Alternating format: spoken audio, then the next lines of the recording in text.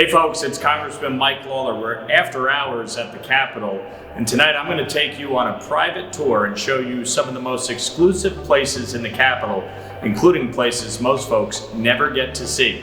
Let's roll. It's a members only elevator. Watch out for Virginia Fox.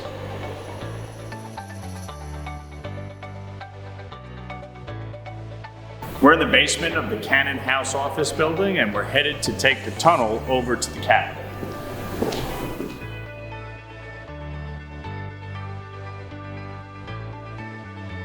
We're in the tunnel on the way to the U.S. Capitol, and every year, one piece of artwork from our district hangs in this tunnel as part of the high school art competition.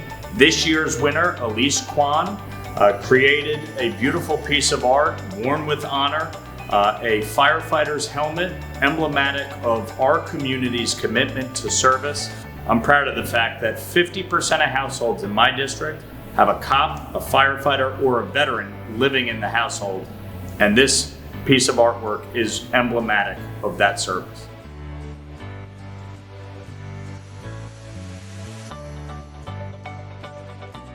We're here in Emancipation Hall in the Capitol Visitors Center. Every state in the Union gets to submit 2 statues representative of their state's long and storied history. The state of Arkansas recently submitted a statue of Johnny Cash, the Man in Black. This is a historic statue that so many Americans every year come to visit when they tour the Capitol building. Here in the Capitol, we have an empty chair that serves as a memorial to our POW and MIA soldiers, those who were prisoners of war or missing in action. America is grateful for their service and will always keep their memories alive. Here in Emancipation Hall sits a replica of the Statue of Freedom, which sits atop the U.S. Capitol dome. Cast in bronze, it weighs almost 17,000 pounds and stands 19.5 feet, facing east because the sun never sets on freedom. It's a good line, I had to use it.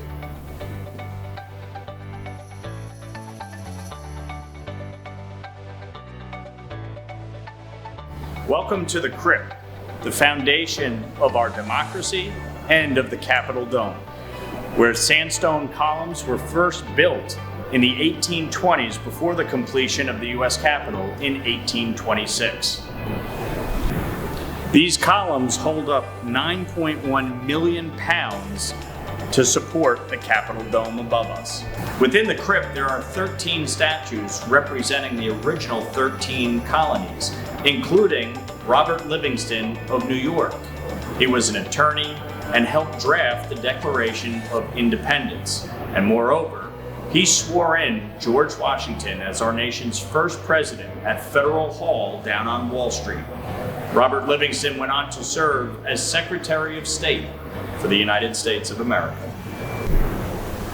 The white star in the center of the crypt represents the center of the Capitol. It is also where Washington, D.C. was split into 4 quadrants. Now I'm going to take you to a secret spot where President Washington was supposed to be buried. Known as Washington's tomb, this is directly under the crypt. President Washington was supposed to be buried here, but he chose to be buried at Mount Vernon because he wanted to remain in Virginia. And ultimately, his wife and his family honored that request. We're outside the old Supreme Court chamber, where the Supreme Court operated from 1810 to 1860, deciding some of its most famous cases, including Dred Scott and Marbury versus Madison. Our 4th and longest-serving Chief Justice, John Marshall, presided in this courtroom for 20 of the 34 years that he served as Chief Justice. During the War of 1812, the British sought to burn our capital, and in 1814, they succeeded, destroying much of the Capitol, but what remained were some of these sandstone columns mimicking cornstalks. And as you can see, there are iron deposits similar to bullets that created holes within the columns and burn marks. that are still here to today. But the strength of these pillars speaks to the strength of our democracy and our enduring fight for freedom from the British. Behind me are the original doors built by the sculptor Amadeus to sit on the western front of the US Capitol when it was being renovated in the early 1900s. Unfortunately, the project was never authorized, and so it never actually performed as a door. But it has sat here since the 1970s, and it depicts 8 different scenes of American accomplishment in the broader context of Western democracy and society. Here we are just outside Speaker Johnson's office. Every speaker has used this part of the Capitol as their office since Newt Gingrich made it his own in the 1990s. I'm going to give you a quick sneak peek. Come on in. We're out here on the Speaker's balcony, and as you can see behind me is the National Mall, including the Washington Monument and the Lincoln Memorial. And right down this road, well, that's Pennsylvania Avenue, leading directly to the White House. As you can see, this is a beautiful view of Washington from our nation's capital.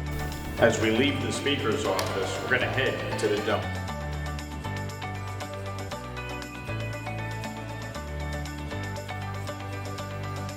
These stairs that you're looking at are the stairs that every president walks when they are about to take the oath of office. It brings you down to those doors right down there, and they walk out onto a platform that is built specifically for the inauguration. So many presidents have walked these stairs as they seek to lead our nation. Come on in. Off the dome, there is a special room for members to worship. And here we have the members' chapel with a beautiful stained glass portrait of Washington, praying that this nation, under God, be protected. Welcome to the center of it all. This is the United States Capitol and its dome. Look up. You'll see a portrait of Washington ascending to the heavens. Throughout the rotunda, there are statues of our nation's presidents, including one of our greatest presidents, Abraham Lincoln. This monument behind me is dedicated to the women's suffrage movement, and it honors the work of Lucretia Mott, Susan B. Anthony, and Elizabeth Cady Stanton. And behind it, you see an unfinished work. That will be for the first woman president ever elected to serve the United States of America. Adorning the walls of the rotunda are portraits of American history, including the signing of the Declaration of Independence in 1776. John Trumbull painted this depiction of the signing in 1821, and it was installed in the Capitol Rotunda in 1826 when the Capitol officially opened. As you see, there are statues of President Washington and President Jefferson, our nation's founding fathers. Beyond the presidents, there is a statue of one man who left an indelible mark on our nation's history, Dr. Martin Luther King Jr. His dream inspired this country to become a more perfect union. Right now I'm standing beside my favorite statue in the Capitol, the statue of President Ronald Reagan. Adorning the base of the statue, you can see pieces of the Berlin Wall, a nod to his famous speech when he dared President Gorbachev to tear down this wall. And ultimately, we saw the fall of the Soviet Union and the collapse of communism in Eastern Europe. This statue faces the Western Front, a nod to President Reagan's service as governor of California and his beloved ranch in Santa Barbara. This plaque is dedicated in memory to the lives of the crew and passengers of United Flight 93 that went down in Shanksville, Pennsylvania on September 11, 2001. Those brave men and women saved the US Capitol from being hit by that plane and those terrorists who hijacked it. They saved thousands of lives, and they saved our Capitol building. And on behalf of a grateful nation, we will never forget what they did on that fateful day. The painting behind me by Albert Bierstadt depicts Henry Hudson discovering the Hudson River Valley. As he departs his vessel Half Moon, he meets a group of Native Americans. In the sky, a rainbow signaling a new beginning. And here you see two mountains, Crow's Nest and Storm King, right in our area, our neck of the woods. This painting hung in the House chamber until 1901, and then it was moved to a staircase right off the Speaker's lobby. Now it proudly hangs right off the Capitol Rotunda. In my office, intern legend has it that this chandelier came from the Titanic, but that's not true. It was really just a donation from the Truman era, and it still proudly hangs today.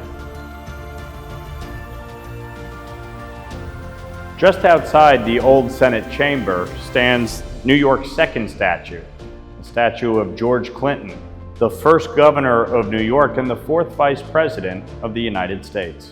Hey folks, welcome to Statuary Hall. This is the original House chamber before the addition in which I now serve.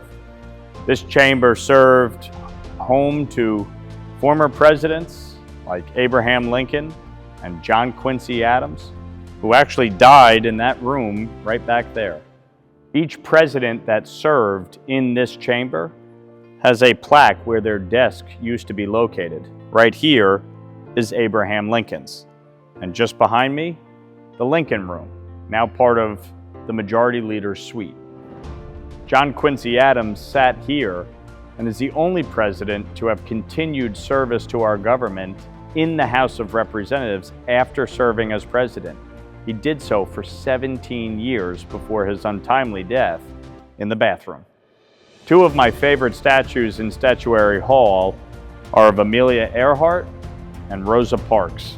As you can see, this statue of Rosa Parks is staring directly at Jefferson Davis, the only president of the Confederate States during the Civil War. Rosa Parks was an icon, someone who stood up for civil rights and fought back against racism and bigotry. She left an indelible mark on America, and rightfully sits in Statuary Hall. This area just off Statuary Hall is known as Will Rogers. It's oftentimes where you'll see me doing TV interviews as the TV cameras are stationed right here just off the House floor. This is the Rayburn Room, named after former Speaker Sam Rayburn. It's just off the House floor and is used for ceremonial purposes, oftentimes for press conferences or bill signings, or the Speaker's St. Patrick's Day lunch. It's a beautiful room, and we just used it most recently to sign the House passing the One Big Beautiful Bill. And that's a wrap, folks. Thanks for watching, and next time you're in Washington, reach out to my office and we'll set up a tour for you and your family.